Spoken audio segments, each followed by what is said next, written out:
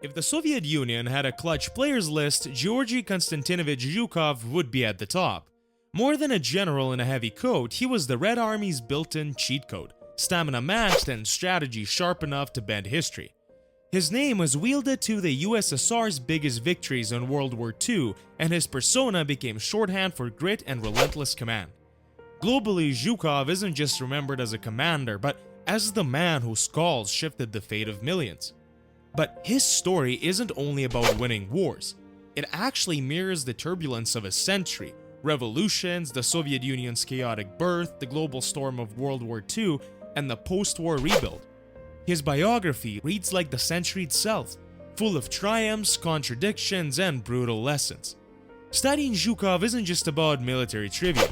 It's a window into how the Soviet armed forces operated and how much one commander could shape the destiny of states when battles became the deciding stage.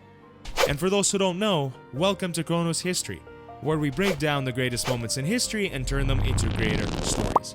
Whether you're bored, learning, or somewhere in between, we've got something cooked up for you to keep you entertained. So without further ado, let's jump right into it.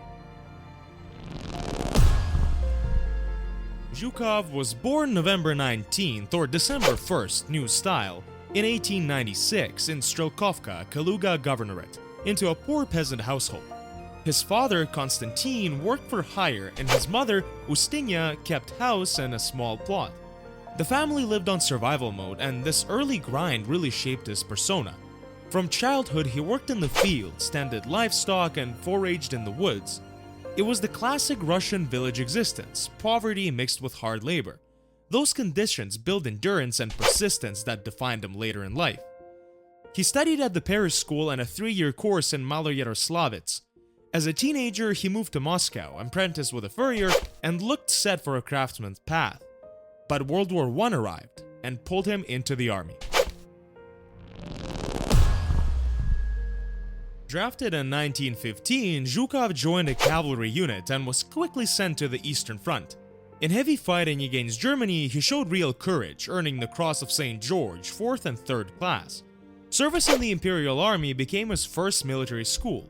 He learned discipline, responsibility, and leadership under fire. The war hardened him. Decisiveness, precision, and responsibility became his trademarks, skills that would later define his command style. In 1917, the February Revolution hit. Nicholas II abdicated, stunning the army. And for soldiers, it meant hope mixed with confusion. But for Zhukov, politics mattered less than survival against German fire. But discipline quickly collapsed, officers lost control, and debates filled the trenches.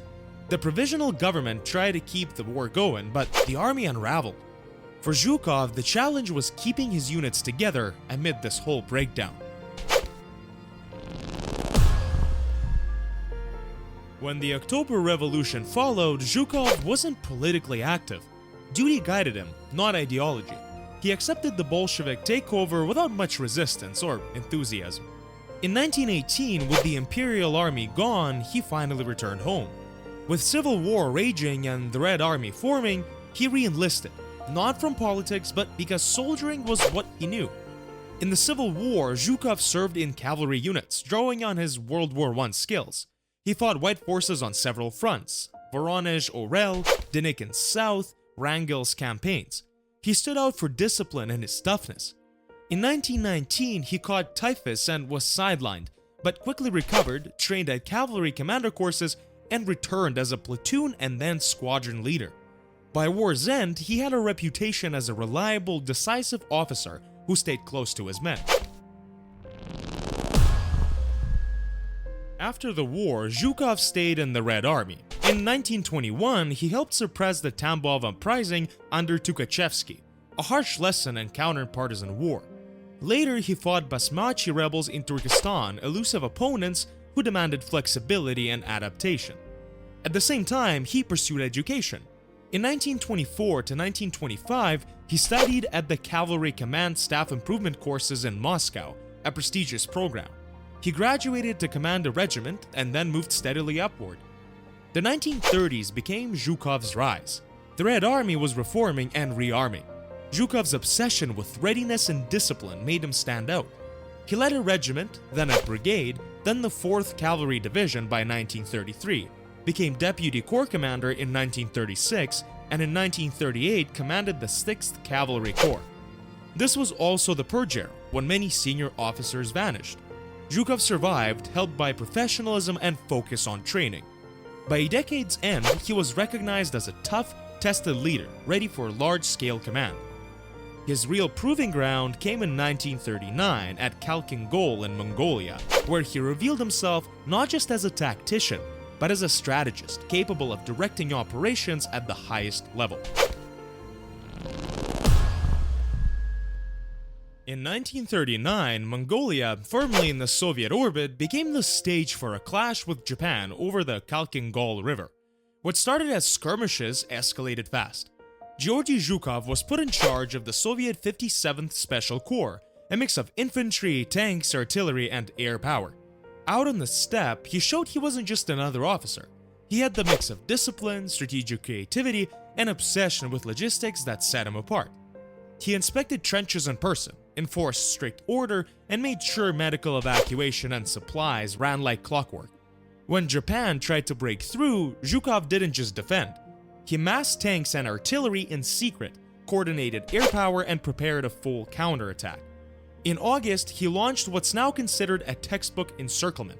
Soviet forces struck from the flanks and rear, trapping and destroying the Japanese force.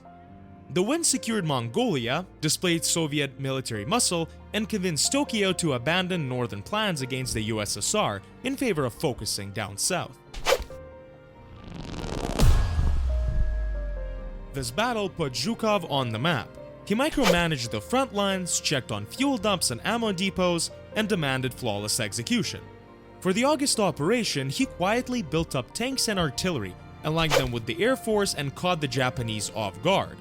The encirclement crushed their main group and became a defining moment in his rise. This victory catapulted Zhukov's career. By 1940, he was running the Kiev Special Military District, a massive frontier command, and was promoted to General of the Army. In early 1941, he became Chief of the General Staff, the top pre-war post in the Red Army. There, he worked on mobilization, defensive planning, and studied the newest lessons of combined arms warfare. When Germany invaded in June 1941, the USSR collapsed into chaos.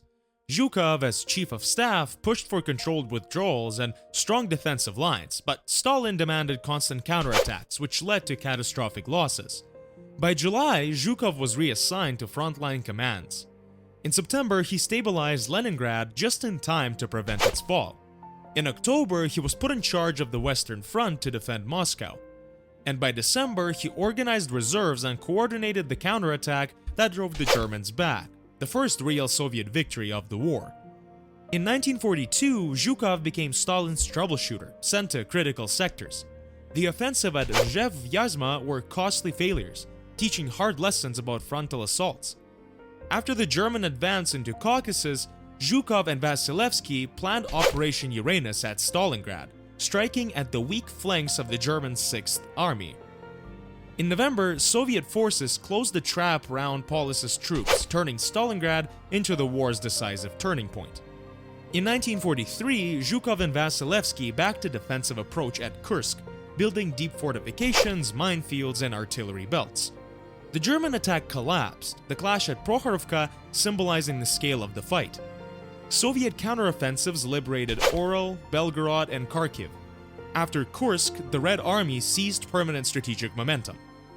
Zhukov co-led Operation Bagration in summer 1944, annihilating Germany's Army Group Center and freeing Belarus. In January 1945, his first Belarusian front stormed forward in the Vistula-Oder offensive, covering 500 kilometers in weeks and reaching the Oder, just short of Berlin. In April, Zhukov broke through the Silo Heights at heavy costs, then spearheaded the assault on Berlin. On May 2nd, the city fell, and on May 8th, Zhukov signed Germany's unconditional surrender. After the war, Zhukov commanded Soviet forces in Germany, earning enormous prestige at home and abroad. Stalin, wary of his popularity, sidelined him in 1946 to secondary posts.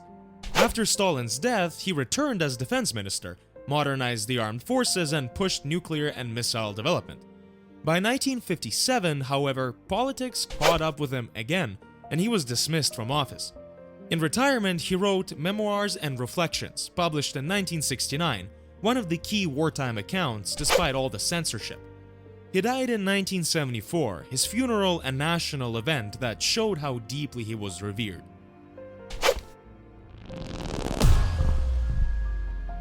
Zhukov became the face of Soviet endurance and steel nerves. He was decisive in Moscow, Leningrad, Stalingrad, Kursk, and Berlin, moments that defined the entire war. Internationally, his leadership was critical in bringing Nazi Germany down, his signature on the surrender a symbol of Soviet victory. Beyond strategy, he entered collective memory as a figure of resilience and pride, one of the clearest examples of a commander who carried his nation through the most brutal war of the century. And that's all for today, guys. Thank you for watching this video, and please consider smashing that like button and subscribing to the channel, as it helps us a lot. And leave a comment if you think you would make a better general. And until next time, see you again on Chronos History.